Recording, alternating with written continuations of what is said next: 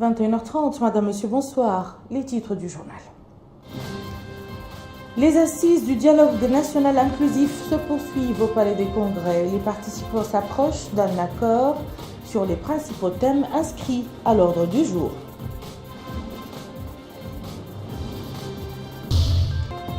Notre pays signe avec le Japon une convention portant sur 1,2 milliard d'ouguiya destinée au programme national de la sécurité alimentaire. En Syrie, 17 personnes périssent dans un attentat à la voiture piégée le long de la frontière entre la Syrie et la Turquie. Et nous ouvrons ce journal par le courrier du président de la République. Mohamed Abdelaziz a adressé aujourd'hui un message de condoléances à son Altesse le Prince Maha Vajiralongkorn, prince héritier de Thaïlande, suite au décès du roi de Thaïlande, Sa Majesté Bhumibol Adulyadej. Le message est ainsi libellé. Son Altesse, le prince héritier, nous avons appris avec tristesse et douleur la nouvelle du décès du roi de Thaïlande, Sa Majesté Bhumibol Adulyadej. En cette douloureuse occasion, je tiens à exprimer à votre Altesse et à travers vous, à la famille royale, au peuple thaïlandais, amis, mes sincères condoléances au nom du gouvernement et du peuple mauritanien. Les travaux du dialogue national inclusif se poursuivent au Palais des Congrès de Nouakchott. Les participants aux ateliers de l'état de droit et ceux de la réforme constitutionnelle se sont réunis aujourd'hui dans leurs différentes salles pour mettre la main sur les retouches nécessaires avant la finalisation de leurs travaux. Compte rendu avec Abdul Adamabah. Les concertations vont bon train au Palais des Congrès. Ainsi, les séminaristes continuent de discuter afin de trouver un consensus sur certains points. Les intervenants sont tour à tour revenus sur les questions liées à l'état de droit et à la justice sociale, dont particulièrement les libertés individuelles et collectives, la cohésion sociale et l'unité nationale. Nous sommes dans un dialogue. Toutes les forces vives de la nation se sont retrouvées pour discuter des grandes problématiques qui se posent à la nation mauritanienne. Il faut comprendre aussi que la Mauritanie est une nation relativement jeune. Toutes les grandes nations se sont construites à travers des siècles. Nous avons quasiment juste quelques décennies. Nous devons accepter le principe selon lequel les institutions doivent être dynamiques. Au niveau de l'atelier consacré aux réformes constitutionnelles, les acteurs ont proposé différents mécanismes afin de redynamiser certaines institutions du pays comme la médiature de la République, le Conseil constitutionnel entre autres, ce qui selon eux permettra de renforcer davantage les fondements de notre démocratie. Pour ce participant, tout se déroule normalement. Chacun s'exprime librement. On évolue dans le cadre de ces concertations en attendant les résultats. Quant à cet autre acteur, il affirme que ces travaux sont importants et se déroulent en toute transparence. Au niveau de l'atelier relatif aux réformes constitutionnelles, on a discuté du fonctionnement des institutions ainsi que des lois de la République. Les participants ont exprimé leur satisfaction d'avoir pris part à ces travaux qui, disent-ils, leur a permis de débattre de questions fondamentales relatives à l'avenir du pays. Quant aux participants à l'atelier portant sur la problématique politique et celui de la bonne gouvernance, ils ont eu à approfondir les discussions sur les points de convergence. Les travaux dans ces deux ateliers ont permis de dégager de nombreuses pistes de réflexion. Aminata Khan. Après la prolongation du dialogue national inclusif, les participants au niveau de l'atelier basé sur les problématiques politiques et électorales continuent de se pencher et d'étudier un certain nombre de sujets comme la transparence dans la gestion des affaires publiques et politiques, la décentralisation, les conseils municipaux et le financement des partis politiques ainsi que l'institution de l'opposition démocratique. Des débats qui sont parfois avec beaucoup de passion et de divergence de points d'avis Tous les participants que nous avons rencontrés se sont dit satisfaits des conditions et du climat dans lesquels se déroule le dialogue national, ce qui ne manquera pas de contribuer à renforcer l'état de droit et de propager la justice sociale pour dynamiser les performances des institutions constitutionnelles et renforcer le processus démocratique dans notre pays. Ici, au niveau de l'atelier chargé de la gouvernance économique et financière, les travaux ont repris de plus belle et les participants insistent sur la nécessité de la mise en place des stratégies de développement de l'économie. Ils ont également mis en exergue la nécessité de réaliser l'autosuffisance céréalière compte tenu de nombreuses terres arables et des riches pâturages permettant de relever le défi en optimisant l'exploitation de ce potentiel. Les participants ont en outre insisté sur la mise en place de stratégies nationales en matière d'industrie extractive afin que la Mauritanie profite au maximum de ces matières premières telles que le fer, l'or et le cuivre. Les participants au niveau de l'atelier de la bonne gouvernance discutent de plusieurs sujets en corrélation avec le développement économique, la répartition équitable des richesses, l'enracinement de la gouvernance environnementale équilibrée ainsi que la prise en compte des exigences du développement durable et la transparence dans la gestion des deniers publics. Le ministre de la Défense nationale, M. Diallo Mamadou Batia, a décoré ce matin, au nom du président de la République, le chef d'état-major général des forces armées saoudiennes, le général d'armée Abdelrahman Ben Saleh Al-Bounian, de la médaille de commandeur de l'Ordre du Mérite national. Le chef d'état-major général des forces armées saoudiennes, le général d'armée Abdelrahman Ben Saleh Al-Bounian, qui vient de quitter la capitale, a effectué une visite de 3 jours dans notre pays. Bokar Bailaba. Cette cérémonie de décoration de la médaille de commandeur de l'Ordre du Mérite national au chef d'état-major général des forces armées saoudiennes est empreinte de solennité. Et c'était en présence du chef d'état-major général des armées, le général de division Mohamed Ould-Cheikh Mohamed Ahmed, de l'ambassadeur d'Arabie Saoudite à Nouakchott, du secrétaire général du ministère de la Défense nationale et de plusieurs officiers du ministère de la Défense nationale et des chefs de bureau et de direction au niveau de l'état-major général des armées. Après la cérémonie de décoration, cap sur l'école supérieure polytechnique de Nouakchott. Sur place, le chef d'état-major général des forces armées saoudiennes, le général d'armée Abdelrahman Ben Saleh El-Bounian, a été accueilli par le chef d'état-major général des armées, le général de division Mohamed Ould-Cheikh Mohamed Ahmed, du chef d'état-major adjoint des forces armées, le général de division Hanan Ould-Sidi, du directeur général de l'école supérieure polytechnique de Nouakchott. Puis, l'hôte saoudien a passé en revue au détachement des forces armées venir rendre les honneurs. Les officiers supérieurs et le corps professoral de l'école étaient également présents à l'accueil de l'hôte saoudien.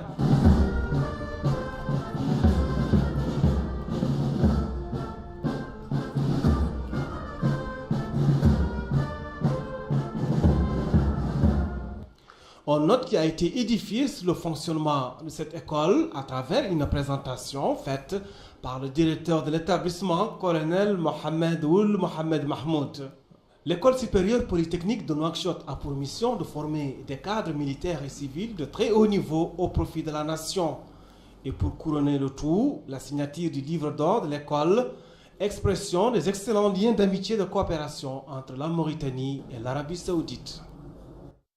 Le ministre de l'économie et des finances a signé avec l'ambassadeur du Japon dans notre pays une convention portant sur un montant d'1,2 milliard d'ouguiyas. Ce montant est destiné à l'achat des matières et services pour le soutien de la stratégie nationale de la sécurité alimentaire. Salut Majboursal. Le nouvel engagement du gouvernement japonais est un jalon de plus sur la voie de la coopération entre les deux pays. L'aide alimentaire se chiffre à 1,225 milliard d'ouguiyas. L'aide alimentaire traduit la solidité des relations entre le Japon et la Mauritanie, dira le ministre de l'économie et des finances, M. Mokhtar Ndiaye, à la faveur de l'échange d'allocutions avec l'ambassadeur du Japon à Nouakchott. Le ministre a salué à cette occasion l'engagement du gouvernement japonais aux côtés de la Mauritanie avant d'énumérer les objectifs de cette assistance alimentaire, une aide qui entre dans le cadre du programme spécial de sécurité alimentaire au titre de l'année 2016. M. Mokhtar Ndiaye a précisé que le champ de coopération Mauritanie-Japon englobe d'autres secteurs vitaux dont la pêche, l'économie maritime, l'éducation nationale, la formation professionnelle, l'environnement et la santé. Cela a suscité aussi le remerciement du ministre au nom du gouvernement mauritanien au gouvernement nippon. Ce dont s'est félicité l'ambassadeur japonais à Nouakchott qui a longuement développé les différentes étapes de la coopération entre son pays et la Mauritanie. Une coopération qui date de 1981 dans le domaine précisément de la sécurité alimentaire. Les critères qui fondent la confiance, tel est le thème choisi cette année par le ministère du Commerce, de l'Industrie et du Tourisme pour célébrer la Journée mondiale de la qualité. L'intérêt de la qualité est un moyen essentiel de développement des outils de production et de transfert d'expérience et d'expertise. C'est ce qui ressort des grands axes de la célébration de cette journée. Retour à Salem pour toujours. Les manifestations marquant cette journée mondiale ont fait ressortir l'effort du gouvernement mauritanien en matière de normalisation. Cette normalisation qui ne se limite plus à l'évaluation de la conformité des produits, mais touche désormais tous les domaines de la vie, à l'exemple de la gouvernance et le développement durable. La normalisation cible également les phénomènes qui minent la société comme la corruption qui prend aujourd'hui diverses formes et manifestations. Ces questions qui préoccupent le monde ont été au centre de l'intervention de Mme Naha Menthamdi Oulmoknas, ministre du Commerce, de l'Industrie et du Tourisme. En dépit d'une législation nationale et des conventions internationales visant à lutter contre la corruption, ce phénomène demeure un frein à l'économie. Il conduit à la pauvreté, augmente les charges et le coût et nuit à la qualité des produits, fera remarquer Mme Naha Menthamdi Oulmoknas, qui a rappelé pour l'occasion l'intransigeance du président de la République sur la question de la corruption. Cela conforte, a précisé Mme la ministre, l'action de son ministère qui envisage la publication prochaine des normes nationales en matière de lutte contre la corruption, conformément aux standards internationaux. Ceci en adéquation avec la norme ISO qui sera adoptée justement ce jour par l'Organisation mondiale de la normalisation. Lancement aujourd'hui à Nouakchott des activités du projet de lutte contre l'extrémisme et la promotion de la citoyenneté chez les jeunes. Un projet exécuté par le ministère de la Jeunesse et des Sports en collaboration avec le programme des Nations Unies et le Royaume du Japon. Ce programme profitera à de nombreux jeunes issus des 3 wilayas de Nouakchott. Abdullah Adamaba nous en dit plus. 3 jours durant, ces jeunes venant des 9 Mokata de la ville de Nouakchott seront mis à contribution afin d'assurer une participation efficace et constructive des jeunes dans le dialogue social et économique. Ce projet vise à sensibiliser les jeunes sur les questions de développement durable, prévenir et lutter efficacement contre le terrorisme et la radicalisation. Mohamed Valoul Abdi, secrétaire général du ministère de la Jeunesse et des Sports, a indiqué que la jeunesse est une frange importante du pays. Il a par la suite souligné que cette frange occupe une place importante dans le programme du président de la République. Les différents aspects de ce programme ont été soulignés. Les projets lutte contre la radicalisation des jeunes et promotion de la citoyenneté en Mauritanie que nous allons lancer aujourd'hui est l'un des premiers projets en appui à la stratégie de la jeunesse et des sports. Compte tenu de sa taille et de sa portée géographique, il s'agira essentiellement d'un projet catalyseur qui se focalise principalement sur les organisations des jeunes dans les villes de Kaedi, Aleg, Rosso, Selibabi, Tidija et Nouakchott. Au cours de cette cérémonie de lancement, une communication a été effectuée, communication qui a permis aux participants de se familiariser avec ce projet ainsi que la contribution qui est attendue de la part des jeunes dans le cadre de la promotion d'une citoyenneté active. 10 jours que les classes ont ouvert leurs portes, c'est certes peu pour évaluer l'affluence, mais notre reporter Bokar Bailaba a décidé d'aller vers les écoles, voir où en sont les enseignants et les élèves. 2 semaines après la rentrée scolaire effectuée le 3 octobre, élèves et enseignants retrouvent petit à petit les automatismes de l'éducation nationale. Ce n'est pas encore la grande affluence dans les salles de classe et dans les cours de récréation, mais tout le dispositif est en place pour une nouvelle année scolaire pleine de réussite.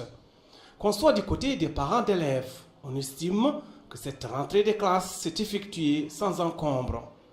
Du côté des élèves, on croise les doigts pour une année scolaire marquée par le sceau du succès, malgré les difficultés inhérentes aux études.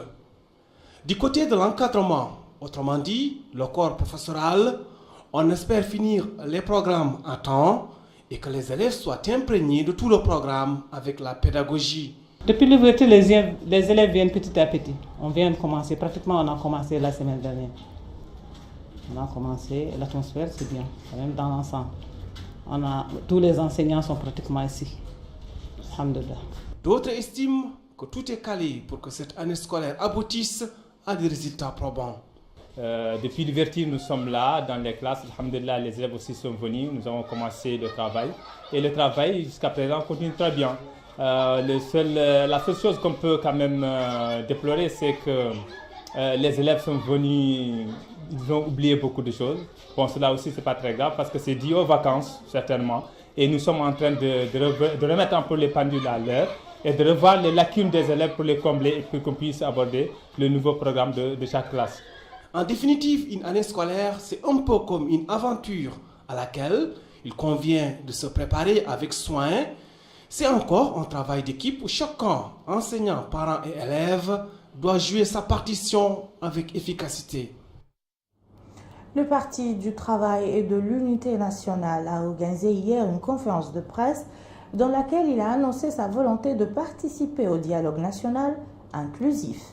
Le leader de ce parti explique cette option par la nécessité pour un parti politique de respecter la loi fondamentale de ce pays qu'est la Constitution. La conférence de presse a été l'occasion pour le parti de développer sa vision de la situation politique, économique et sociale de ce pays. M. Brahim Ould Mahmoud Ould Babou a également expliqué à l'assistance la position du Parti du Travail et de l'Unité nationale sur le dialogue national inclusif. Place maintenant à l'actualité internationale que nous commençons par la Syrie et cet attentat à la voiture piégée qui a fait au moins 17 morts, dont 14 rebelles, en plus des dizaines d'autres blessés. Les faits se sont produits à un poste de contrôle tenu par l'opposition dans la province d'Alep. L'explosion est survenue près de la ville d'Azaz, non loin de la frontière turque. Le groupe djihadiste État islamique cible régulièrement de tels postes de contrôle. Le premier débat télévisé entre les 7 candidats à la primaire à droite s'est déroulé calmement hier avec un déroulement de programme assez proche. Les discours des 7 candidats semblaient très proches les uns des autres. Ce premier débat de la primaire de la droite a rassemblé 5,6 millions de téléspectateurs devant TF1. Le pic a été atteint vers 21h30 avec 6 millions de personnes. Ce score de TF1 s'inscrit légèrement au-dessus du premier débat de la primaire socialiste en 2011 qui avait rassemblé 5 millions de téléspectateurs. Et voilà qui met fin à ce journal. Tout de suite, le rappel des titres. Les assises du dialogue national inclusif se poursuivent au Palais des Congrès et les participants s'approchent d'un accord sur les principaux thèmes inscrits à l'ordre du jour. Notre pays signe avec le Japon une convention portant sur 1,2 milliard de billets destinés au programme national de la sécurité alimentaire.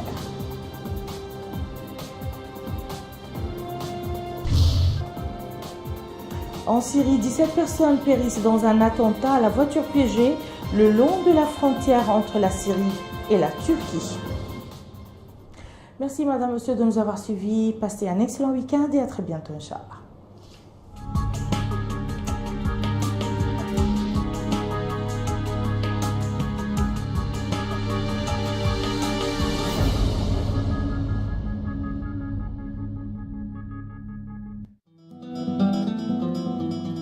حوار مرتبط به دولة، مرتبط به مجتمع، مرتبط به مشروع سياسي لدولة كاملة، ونحن مستعدين له.